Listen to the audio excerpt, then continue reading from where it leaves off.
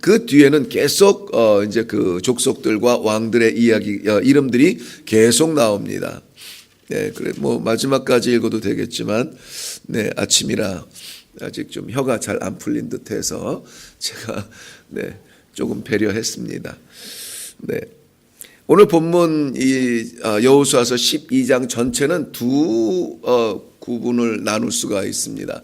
1절에서 6절까지는 모세가 요단강 요단강 동쪽편에서 어떻게 땅을 차지했는가 그 이야기고요. 그 다음에 17절부터 마지막 절까지는 여호수아가 요단강을 경계로 해서 서쪽이 되겠죠. 그 온 가나안 땅, 온 가나안 지경을 어떻게 어떤 곳을 차지했는가 하는 이야기들이 담겨져 있습니다. 그래서 모세는 단편적으로 말씀을 드리면 요단강 동편에 아모리 왕 시온과 바산 왕 옥을 쳐서 그 땅을 르우벤과 갓 지파와 그리고 므낫세 반 지파에게 정착할 수 있도록 땅을 허락을 했죠. 그리고 나머지는 이제 가나안 약속의 땅으로 들어와서 차지하게 됩니다. 모세는 비록 가나안 땅을 밟지는 못했지만 하나님께서 그 사랑하시는 백성들과의 약속을 어떻게 지킬 것인지에 대해서 예증해 주는 전쟁을 이제 보여주고 있는 겁니다. 이스라엘 백성들이 가나안 땅에 들어가서 어떠한 전쟁을 하며 앞으로 벌어질 일들에 대해서 낯설지 아니하도록 하나님께서 그와 함께 하심을 보여주고 승리의 그 예표를 보여주셔서 어떤 예고편 같은 거예요. 예고편 같은 것. 그러니까 본편이 없으면 예고편이 없죠. 그 예고편만 하면은 그것은 거짓이 되죠. 그래서 이 가나안 땅에서의 전쟁과 승리와 하나님의 역사를 예고편처럼 보여주는 것이 이 모세가 요단강 동편에서 보여준 전쟁과 차지한 땅들입니다. 그리고 서편으로 넘어와서 이 여호수아를 중심으로 해서 오늘 그 가나안 북부 지역과 가나안 남부 지역을 먼저 정복을 했죠. 그리고 가나안 북부 지역의 왕들까지, 가나안 북부의 15왕과 남쪽에 대표적으로 그 모여 있는 그 부족 말고 오늘 등장하는 모든 그 족속의 왕들까지 하면은 총 31 족속, 31명의 왕들이 이렇게 무너지게 되는 것을 봅니다. 여리고를 시작으로 해서 전쟁이 가나안 땅에서 시작이 됐고, 그리고 그 모든 전쟁 가운데 오늘 이야기들은 그거예요. 승전 보이기는 하지만은 그러나 여호수아의 승리라고 보기보다는 하나님의 승리. 그러니까 하나님께서 함께하여 주시고 붙드는 그 약속을 어떻게 잘 지키시는가. 주시겠다? 주시는 거예요. 이길 것이다? 이기게 하시는 거예요. 누릴 것이다? 누리는 거예요. 하나님의 약속의 중요성과 그 약속을 성취하시는 하나님을 보여주는 것이 오늘 여호수아서 12장의 전반적인 배경의 말씀입니다. 그래서 오늘은 뭐 이런 왕들의 이야기가 많이 나오지만 계속 제가 한번 좀 읽어볼게요. 원래는 안 읽으려고 했는데 한번 좀 제가 그 가나안 땅에서 17절 이후에 나오는 그 왕들이 어떠한 왕들이었느냐. 그 여리고, 아이, 예루살렘, 헤브론, 야르뭇, 라기스, 에글론, 게셀, 드빌, 게델, 호르마, 아랏, 림나, 아둘람, 막게다, 베델, 답부아, 헤벨, 아벡, 라사론, 마돈, 하솔, 시므론, 악삽, 다낙, 무기또, 게데스, 가멜, 돌, 길갈, 디르사, 이런 왕들을 쳐서 하나님께서 그의 백성들에게 약속대로 주었는데 언약의 땅에 주신 그 가나안의 전체 지역을 완전히 다 점령하게 하세요. 그런데 사실은 그 뿌리까지 뽑는 역사는 지금 여기에서 일어나진 않아요. 전쟁에서는 이겼지만 흩어져 있는 자들이 그 골짜기에 숨어서 계속 이스라엘 백성들을 괴롭히고 뭐 이런 일들은 좀 훗날까지 반복이 됩니다만은, 그러나 약속의 땅을 주신 하나님의 그 모습을 볼 수가 있어요. 제가 왜 이 왕들을 이렇게 다 읽었느냐면은 이렇게 나열된 왕들이 31명이에요. 31 왕들을 지금 여호수아가 올라가서 쳐서 다 이기게 하셨다라고 하는 것이죠. 여호수아라고 하는 이 대표성이지만 하나님의 백성 이스라엘은 이 하나님의 약속을 차지할 수 있는 그러한 사람들이다라는 건데요. 이 자꾸 비교가 돼요. 31명과 1명. 그 어마어마한 연합군과 그 땅을 차지하고 있었던, 오랫동안 지배하고 있었던, 지형을 너무나 잘 알고 있는, 전쟁에 익숙한, 그렇죠? 왜냐하면은 그 안에 7족속이라고 했지만은 간 족속 안에도 흩어져 살고 있는 그 성들이 있는데 서로 긴장 관계 속에서 얼마나 많이 준비하고 빼앗기지 않기 위해서 얼마나 많이 훈련하고, 그러한 준비된 사람들과 이 한 사람 여호수아와 그의 백성들, 그 이스라엘 백성들, 누가 승리했나요? 이스라엘이에요. 여호수아와 하나님의 약속을 받은 이스라엘이 승리한 거예요. 오늘 나열은 많이 됐는데 이 사람들은 전부 다 하나님께서 치신 자들이라는 거예요. 치신 자들이에요. 그러니까 사람들 가운데에서도 이 이스라엘, 이 가나안 땅의 정복 이야기는 우리 신앙의 이야기예요. 무수히 많은 사람들이 있고 우리도 그들 중에 있지만은 그 가운데서는 이 31명이냐 1명이냐 이거인 거죠. 치시는 자 안에 있느냐, 하나님께서 주시는 자 안에 있느냐 이거예요. 오늘 1절과 6절 말씀 보면은 이 모세도 역시, 모세를 만난 사람도 1절 끝에 보면은 그 땅에서 쳐 죽인 왕들은 이러하니라, 하나님께서 치게 하신 자는 그렇다는 거예요. 6절 말씀 보면은 여호와의 종 모세와 이스라엘 자손이 그들을 치고 그랬습니다.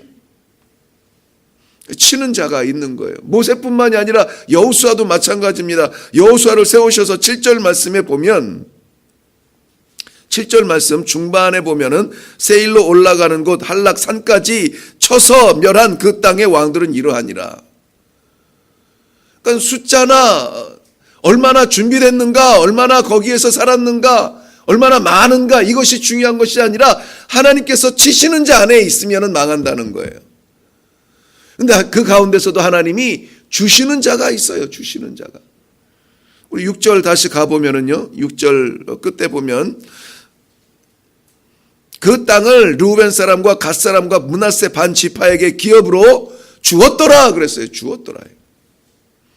또 7절 말씀에 그 모세를 통해서 주신 것도 있지만 7절 말씀에 여호수아를 통해서 주시기도 합니다. 하반절에 보면 그 땅을 여호수아가 이스라엘의 지파들에게 구분에 따라 소유로 주었다라고 말하고 있습니다. 주었어요. 하나님께서 주시면 차지하는 겁니다. 주시면은 차지하는 거예요. 한 명인 게 중요한 것이 아니에요. 작은 한 족속이 중요한 것이 아니에요. 31명의 왕이 한꺼번에 연합을 했어도 하나님께서 치시기로 작정했으면 맞는 거예요. 주시기로 작정했으면 받는 겁니다. 저는 우리 기도하시는 모든 성도님들이 하나님 앞에 받는 자리에 있기를 바랍니다. 하나님께서 주시기 원하는 사람들, 하나님께서 가장 소중한 것들, 그 약속을 주고 싶은 그런 영혼들이 되기를 바랍니다.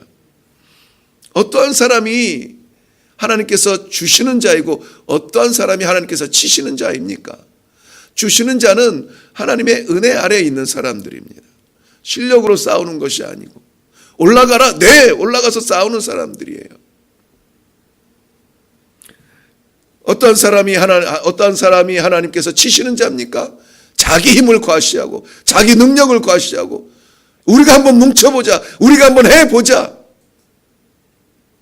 하나님을 보지 않는 그런 사람들입니다. 시편 143편 9절 말씀에는 여호와여 나를 내 원수들에게서 건지소서, 내가 주께 피하여 숨었나이다 라고 말하고 있습니다.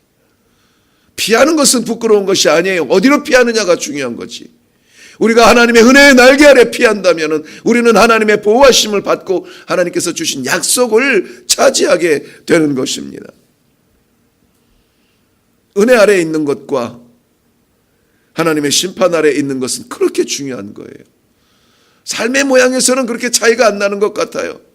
그런데 그런데 오늘 12장 전체에서 한마디로 우리에게 말씀해 주는 것은 뭡니까? 31명의 왕들은 다 무너지고 그 역사 속에서 사라지고 그들의 통치는 무용지물이 되며 하나님의 백성의 역사는 시작되는 거예요. 이제 가나안에서 시작되는 하나님의 백성의 역사인 것입니다.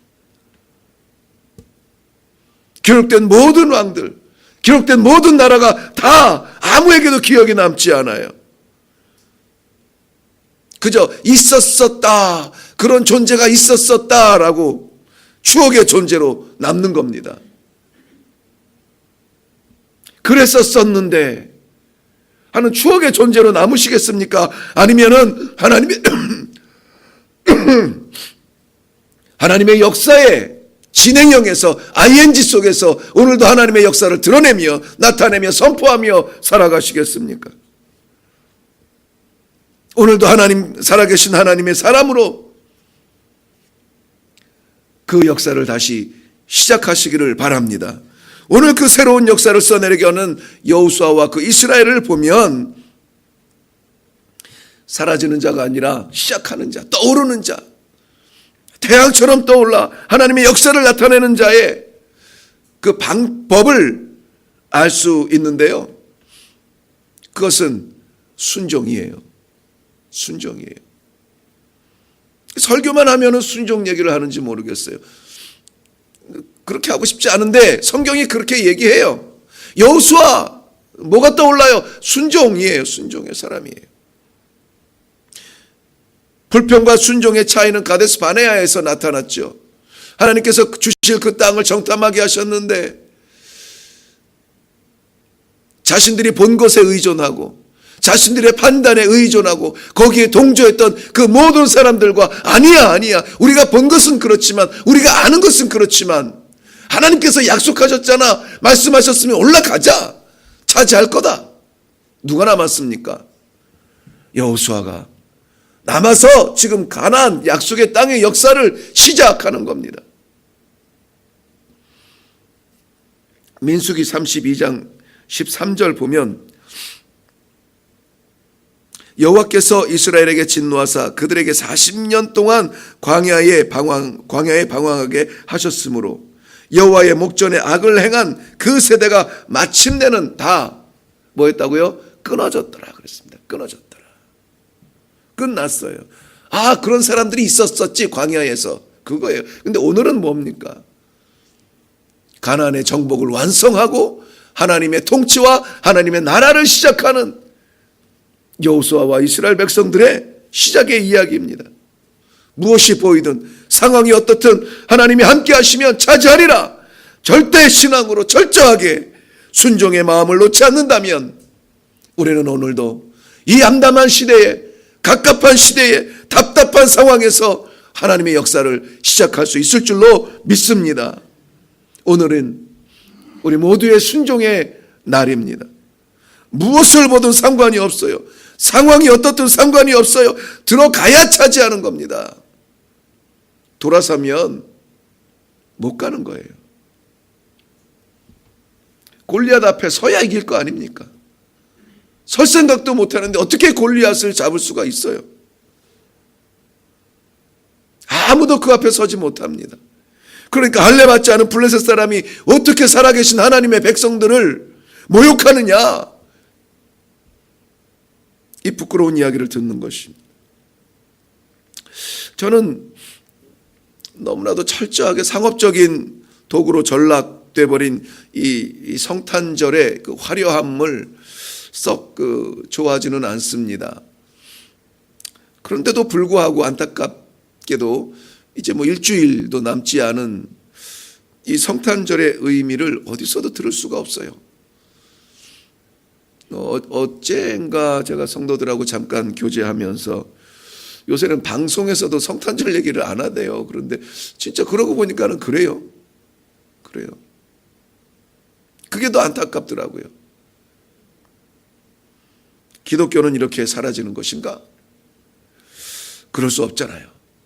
살아계신 하나님이 여전히 그의 백성들에게 소망을 갖고 계시고 여전히 그의 백성들에게 오늘도 새로운 역사를 쓰시기를 원하여서 오늘 새 힘을 주기 위하여 우리를 기도의 자리로 부르셨잖아요. 그러면은 우리에게는 희망이, 소망이 있는 것이죠. 어떠한 말씀을 주시든 그 약속의 말씀 붙들고 순종하고 나아감으로 말미암아 그 시대의 가나안에서 일어나는 역사가 아니라 이 시대의 상현동에서 우리 삶의 터전에서 일어나는 하나님의 역사를 나타내는 그런 살아있는 신앙인들 되시기를 바랍니다.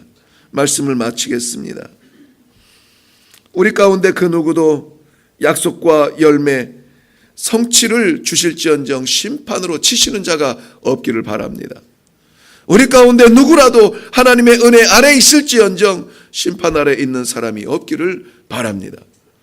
우리 모두는 역사 속에서, 기억 속에 사라지는 사람이 아니라 오늘도 하나님의 말씀에 순종의 길을 걸어 나아가는, 그래서 새로운 믿음의 시대의 역사를 시작하는 하나님의 기억에 남는 그러한 성도들이 되시기를 주님의 이름으로 축원합니다. 기도하겠습니다. 수많은 사람들이 나열이 되었습니다. 그러나 그들은 다 사라졌습니다. 숫자가 중요한 것이 아니라, 준비된 것이 중요한 것이 아니라, 얼마나 오래 누렸느냐가 중요한 것이 아니라 그 안에 하나님이 계시는가, 하나님의 은혜 아래 있는가, 그 갈림길을 오늘 우리가 분명하게 보았습니다. 이것을 소설처럼 읽지 아니하고 하나님의 말씀처럼 우리가 봤습니다. 우리의 삶의 현장에서도 하나님께서 주시는 사람이 될지언정, 하나님께서 은혜로 보호하는 사람이 될지언정, 책망받는 자리에 서지 아니하도록, 사라지는 자리에 있지 아니하도록 기도하는 영혼들에게 힘을 주시고 소망을 주시고 약속을 주시고 순종할 수 있는 결단을 허락하여 주시옵소서. 그래서 우리 하나님 기대하시는 믿음의 역사가 오늘 우리 삶의 터전에서 나타날 수 있도록 축복하여 주시옵소서.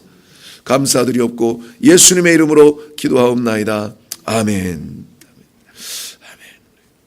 기도할 때에 오늘 결론적으로 남겨진 말씀입니다. 새로 시작하는, 사라지는 사람이 아니라 믿음의 증인으로 떠오르는 태양처럼 새로운 믿음의 역사를 쓰게 하여 주옵소서. 힘을 주시옵소서. 기도하며 내려갈 수 있기를 바랍니다.